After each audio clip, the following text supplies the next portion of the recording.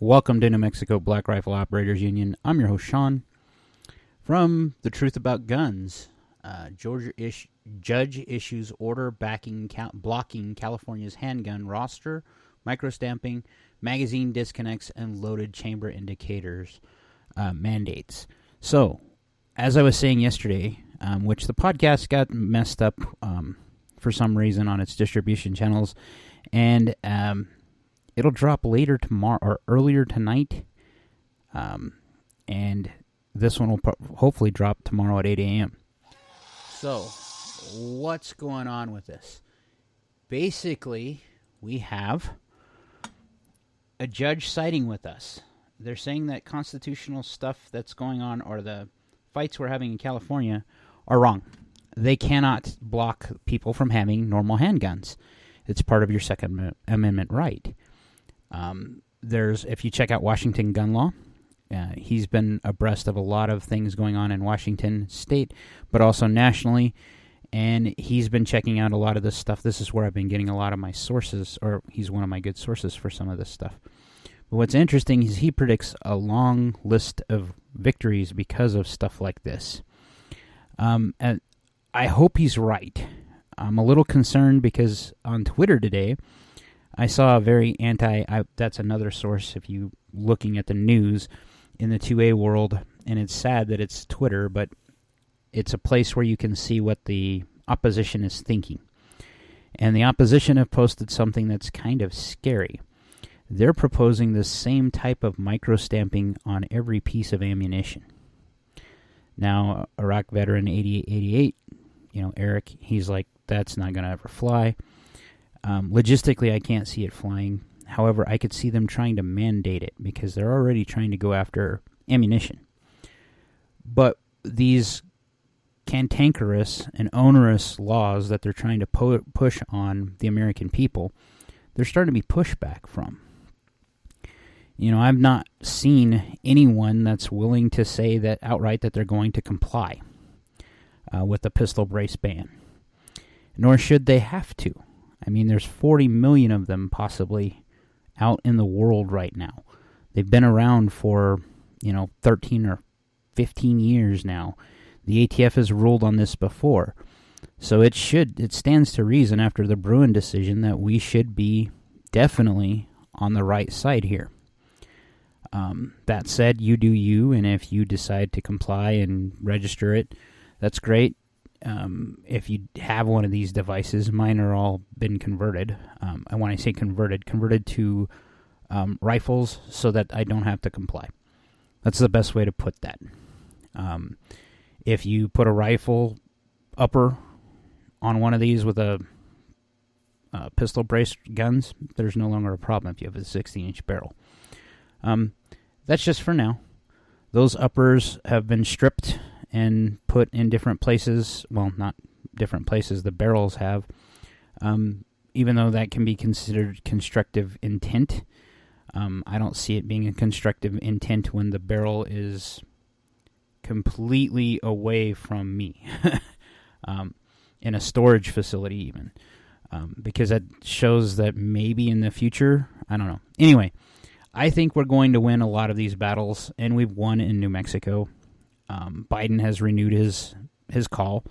He keeps going after high-capacity magazine.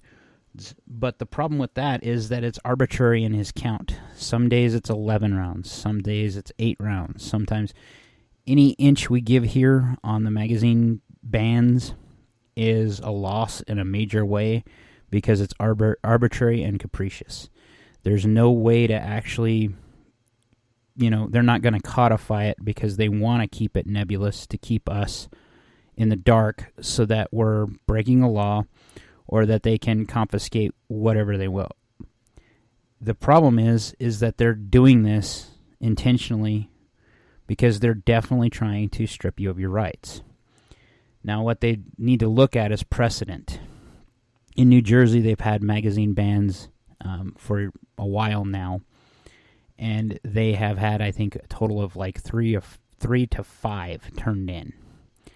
And that should tell you what would happen on the national level, because I don't know very many people. I think we're done. That's the best way I could put it for the American people. is the American people have seen what's been going on and realizing that there seems to be a two-tier justice system now, and I don't know if I'm all about that. And most of us, myself included, I just want fairness restored. I'm tired of politics getting into issues that they don't belong in, specifically the justice system. Your politics should have nothing to do whether you get a fair shake in court or not. That should be a guarantee. That's part of being an American citizen. But as we look around and as we do stuff, we see that that's not always enough, So the podcast that's supposed to drop later tonight or early tomorrow is for... Well, that was interesting. Had someone show up, a late-night visitor, and what was weird about that is my dog barked. You heard him. And it's dark, so I entered the door with a pistol. Stay strapped or get clapped, right? I live the life, believe me. It's just, we live in interesting times, and that's why I don't understand why everybody's going after our rights. We're going to win this. I know we are. It's just going to be a challenging, hard road that I don't understand why we have to go down all the time. Because in politics, people pick this as a wedge issue, and it shouldn't be. This one isn't a right that has had to go through several challenges for a reason. It's been ingrained at the inception of our country, and people need to realize that. If you think you had a problem with 400 million plus guns in the United States, think about how many magazines there are in the United States right now for all those black rifles and handguns that are supposedly now assault pistols. It's disappointing and it's draining. But I still think we're winning on big fronts. And with the court appointees that we have, if the court will actually get some sort of teeth, we will be able to keep our rights. And I hope that the guy at Washington Gun Law is correct, and that California gets to rejoin the union and get their rights back. And I hope that those of us behind the blue iron curtain, that is the leftist hell, get to keep our rights. Because they aren't making it any easier for us to exist in spaces. The other night, my son went to a skate park, and he had a knife pulled on him. Now, my son's 18. He purchased a shotgun shortly thereafter because he was like, I can't own a pistol, but I can own a long gun. And I don't fault him a damn bit for it. My son has been working on getting his car running so he can drive and be an 18-year-old kid. And to think that he has to now think about getting a pistol or a shotgun because one of his hobbies is skating, and Farmington's Finest can't seem to fix the problem. There's one skate park in Farmington.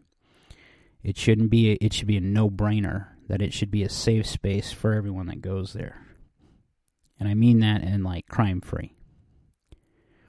I'm one of those guys that fully believes that anyone that wants to be armed can be armed. But I remember going to this same area when I was a kid, late at night, never having a problem. Those are different times. We live in modern times where people have lost their damn mind. In my little small city, we had a SWAT situation that lasted for multiple hours.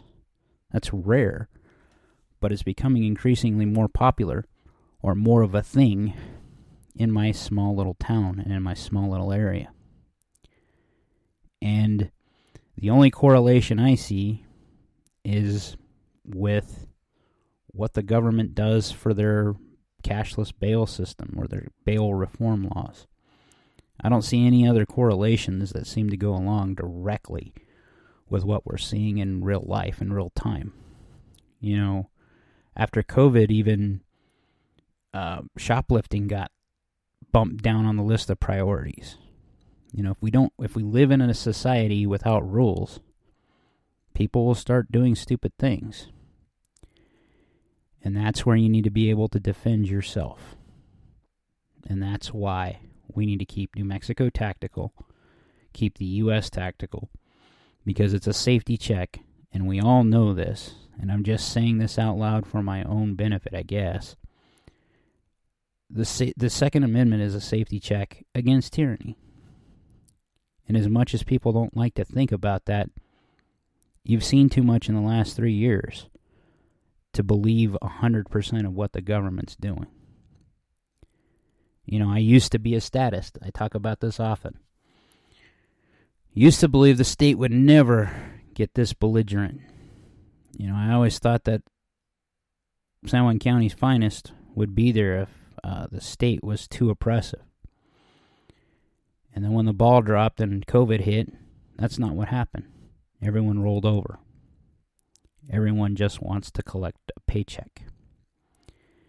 And the hard fact is, if you're not willing to be uncomfortable, that's the best way to put it. If you're going to be uncomfortable with what I've done, and that's walk away from that stuff. You cannot be so comfortable where you're at that you're willing to roll over when you see